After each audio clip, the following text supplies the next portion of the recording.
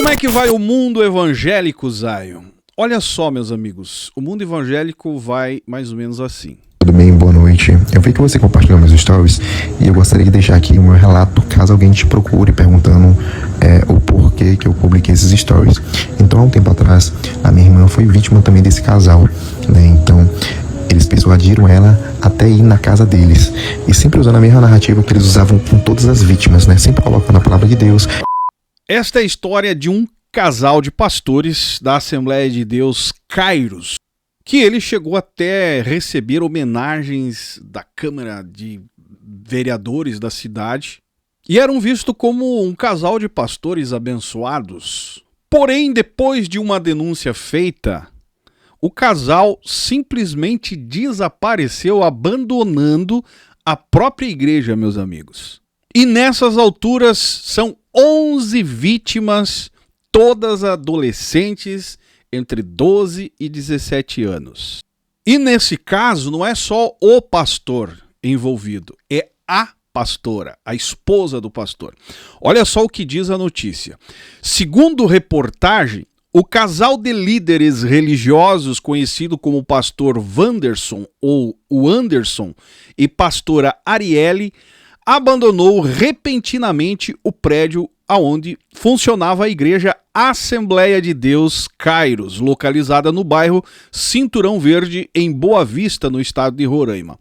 A fuga ocorreu logo após o início das investigações policiais que apontam os religiosos como suspeitos de cometer graves crimes de vulnerável e importunação na região. Segundo o que eu fui informado, ela até trabalhava, a esposa trabalhava numa padaria e frequentemente convidava adolescentes na padaria, ou seja, não era só na igreja que eles recrutavam as suas vítimas, mas também em qualquer outro lugar que desse oportunidade, no caso aqui a padaria. A esposa, lembrando que não é só o pastor, é a esposa, no caso pastor e esposa, né? Pastor e pastora. O proprietário do imóvel onde o templo funcionava procurou a polícia para registrar formalmente o abandono do ponto comercial.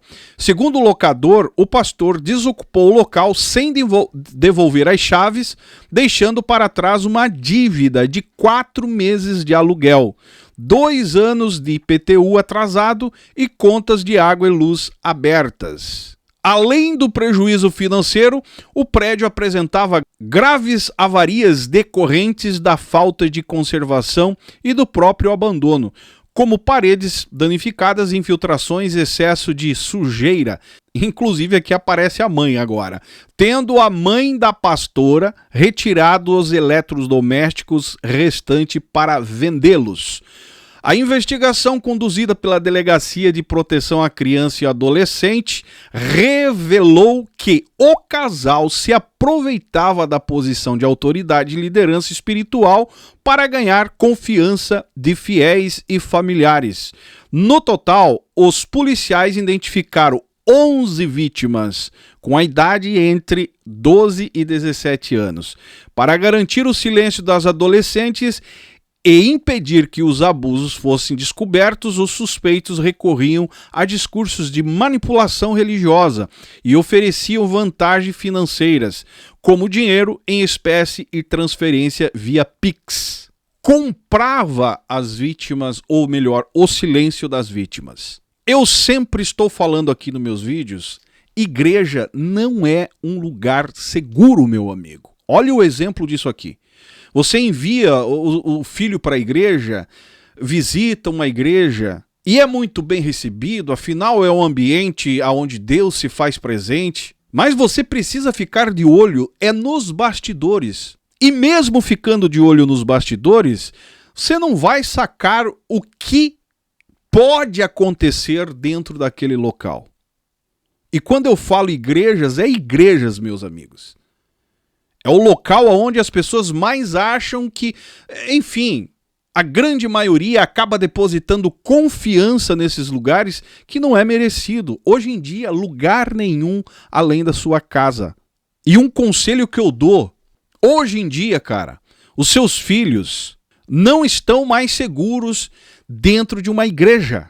É claro que eu não estou generalizando, mas toda desconfiança, todo pé atrás vai fazer bem para você, para tua família, para tua casa. E o conselho que eu dou, nunca deixe seu filho sozinho. Ah, mas é um encontro dos adolescentes. Ah, é uma noite do pijama. Ah, é não sei o quê. Cara, isso aí eu já acho um verdadeiro absurdo confiar nesses eventos. E por mais que você diga que a sua igreja é seguro, mas, meu amigo, se o líder às vezes não tem essa intenção, ao exemplo desses daqui, mas tem pessoas ali no meio que estão camufladas também esperando a oportunidade. Isso são casos que vêm à tona. Agora você imagina quantos milhares de casos que as vítimas se mantêm caladas até hoje porque aconteceu dentro de um contexto religioso e tem medo. Porque foi um líder, porque, enfim, porque faz parte da igreja. E quando se fala de fé, todo mundo fica com medo. Isso aqui é o que aparece. Acompanhe, pergunte, faça questionamentos, vá sem avisar para ver o que está acontecendo. E outra, fica ligado com as figuras que se dizem pastor. No caso desse aqui, segundo a informação aqui, diz o seguinte: a polícia fez uma conclusão do inquérito que reuniu provas técnicas e depoimentos das vítimas. 3 pessoas foram formalmente indiciadas pelos crimes. Diante da fuga do casal e das evidências de segurança e ocultação de provas, a delegada responsável pelo caso representou pela prisão preventiva do pastor Wanderson ou Wanderson e da pastora Arielle, que agora são considerados foragidos da justiça. E essa é a cara do casal. Se você ver por algum lugar, enxergar esses 2 seres humanos aí, denuncie a polícia, porque eles estão foragidos até o momento. Ah, mas é uma igrejola, um boteco da aleluia. Meu amigo, é uma igreja, inclusive, levava o nome de Assembleia de Deus e muito bem reconhecida dentro do contexto da cidade, até porque foram homenageados, o pastor investigado aí foi homenageado, recebendo um título de honra e reconhecimento pastoral. Agora você imagina o nível desse contexto a qual esse casal fazia parte.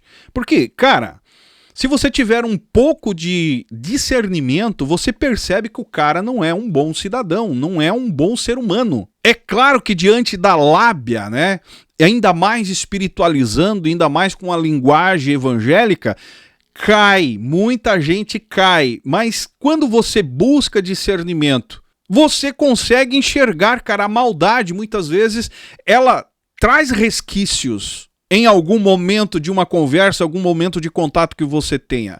Então, é aí que precisa ligar o alerta e entender que aquele lugar não é um lugar confiável. Não confie em igrejas. Esse é o meu conselho. Lógico que eu não estou generalizando, mas, meu amigo, fica com o pé atrás diante de qualquer igreja, de qualquer líder evangélico. Se o pastor seu não é, parabéns.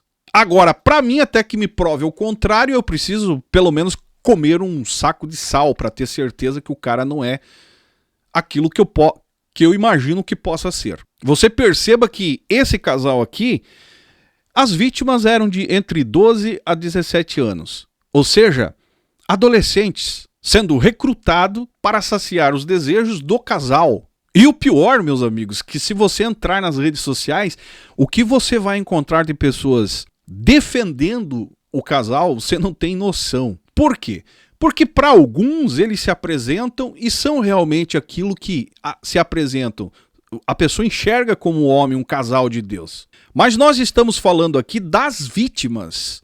Essas não conseguem enxergar como muitos estão enxergando. Porque tem gente defendendo realmente que é perseguição. Agora, as vítimas estão enxergando como verdadeiros monstros. E a pergunta que eu faço: quem é que vai pagar os danos? Porque o que sobra para essas vítimas são problemas psicológicos.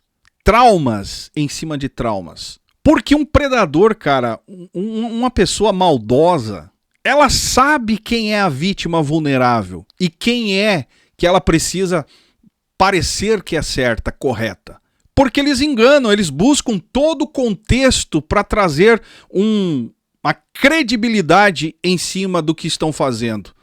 Começa pelo nome, Assembleia de Deus, Ministério Kairos, né? Assembleia de Deus vista como um ministério mais sério, mas tem um complemento, é independente. E aí é que está o perigo, o risco, não que na outra série lá na Assembleia de Deus, Belém, Madureira, sei lá.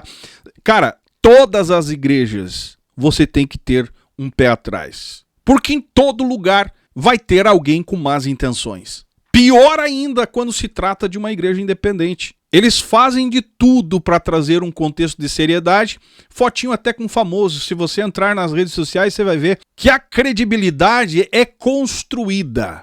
Mas nos bastidores não passava de um casal que um dos objetivos era pegar pessoas vulneráveis para saciar os seus desejos. Infelizmente, meus amigos. Preste atenção. Então, há um tempo atrás, a minha irmã foi vítima também desse casal, né? Então, eles persuadiram ela até ir na casa deles. E sempre usando a mesma narrativa que eles usavam com todas as vítimas, né? Sempre colocando a palavra de Deus, sempre colocando o título deles de pastores.